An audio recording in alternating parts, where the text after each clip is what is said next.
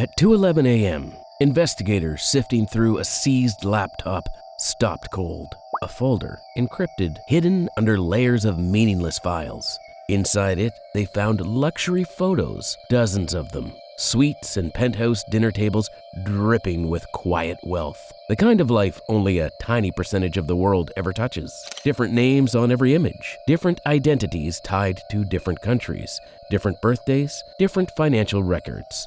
But the same man, a living contradiction. And in that moment, investigators asked the question every victim was too ashamed to whisper. How many lives did he destroy before anyone noticed he existed? Elias Marrin, age 38, used to have a real life, a respectable job, a title that promised a quiet future, behavioral strategist, elite tier marketing group. His work wasn't persuasion, it was dissection. He cut open people's motivations, cataloged their insecurities, mapped their desires leading straight toward their wallets.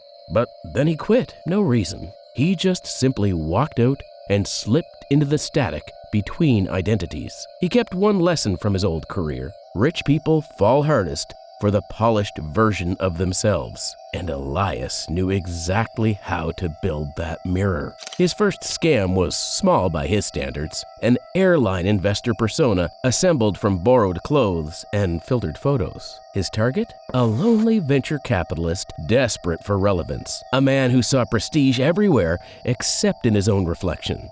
Elias didn't pressure him, he simply existed beside him until the man's insecurities opened the door on their own. The victim handed over a temporary liquidity loan, a gentle phrase Elias used to disguise what it really was, a gift extracted from shame. The man never went to the police. He couldn't. Exposing Elias meant exposing himself, his foolishness, his desperation, his hunger to be seen as someone he wasn't.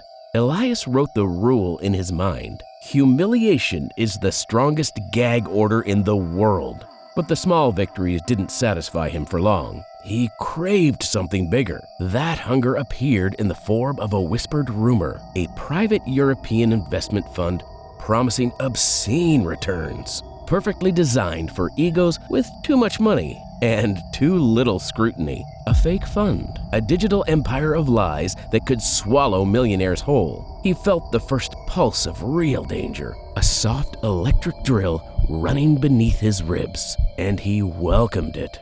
Elias builds his masterpiece, 3 personas: a private banker with old world manners and quiet authority, a tech futurist who speaks in controlled bursts of optimism, a discreet wealth advisor who promises nothing, yet implies everything.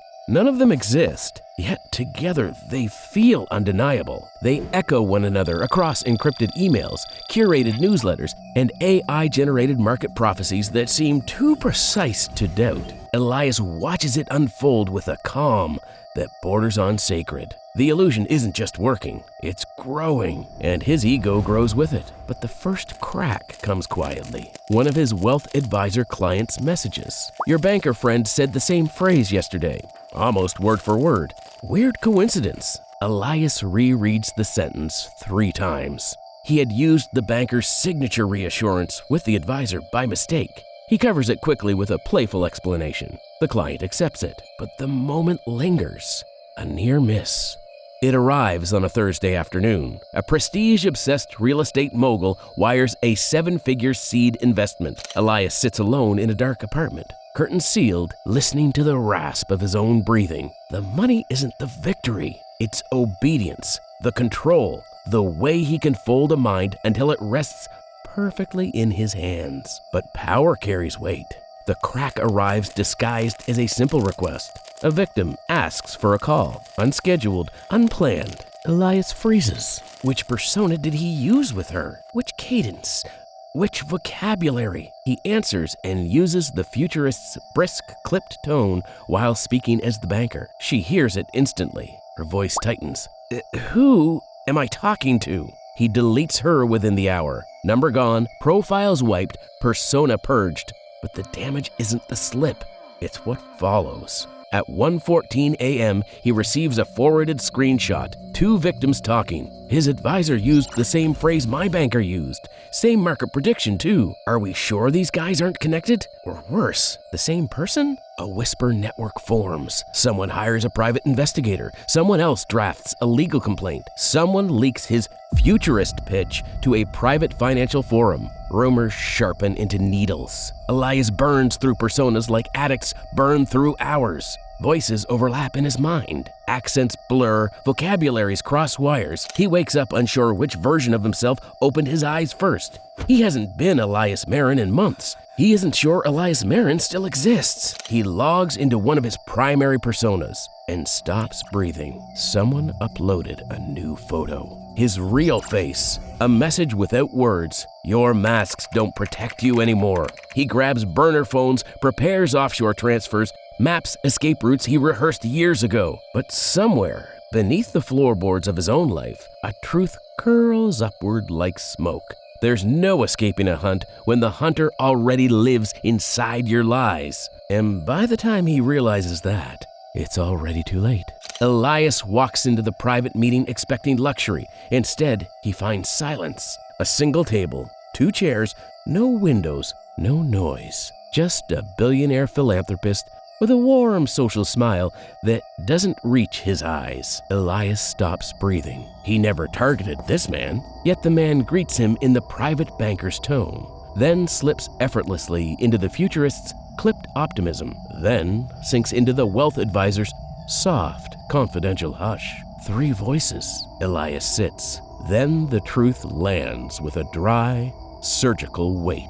This man isn't a client. He's the one victim who whispers about the private consultant known for tracking financial chameleons, a ghost on payrolls across 3 continents, a man hired only when someone needs to hunt the untraceable. And the entire room is wired. Elias tries to take a breath. His pulse slows instead of rising, like his body surrendered before his mind did. He launches into the private banker's persona. The investigator raises an eyebrow. Elias fractures, switches to the futurist, brisk, bright, visionary, hopeful. Then he collapses into the wealth investor, voice slow and intimate, promising safety he can't feel. He uses the futurist's jargon with the banker's cadence, the advisor's warmth with the futurist's vocabulary. He's flipping masks in a burning theater, each one melting in his hands. His mind pulls apart.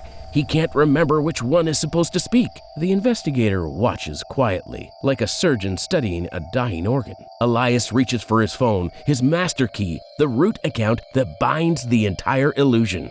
He tries to log in, already logged out. A cold, clean void opens in his chest. Someone else is inside. The investigator finally speaks. Voice calm as anesthesia. Elias, you built too many versions of yourself, and one of them started working for me. A line that cuts deeper than any threat. Elias shakes his head, but the truth is a guillotine hanging inches above him.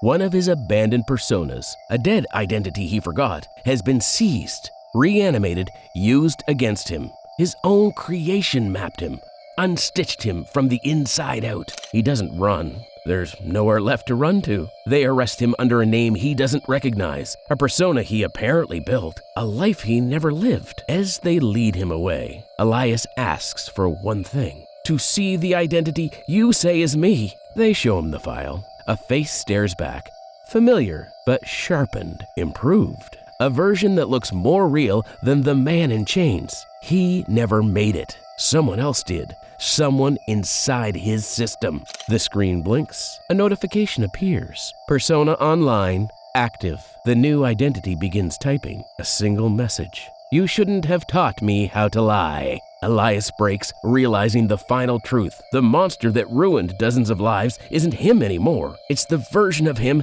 that survived him.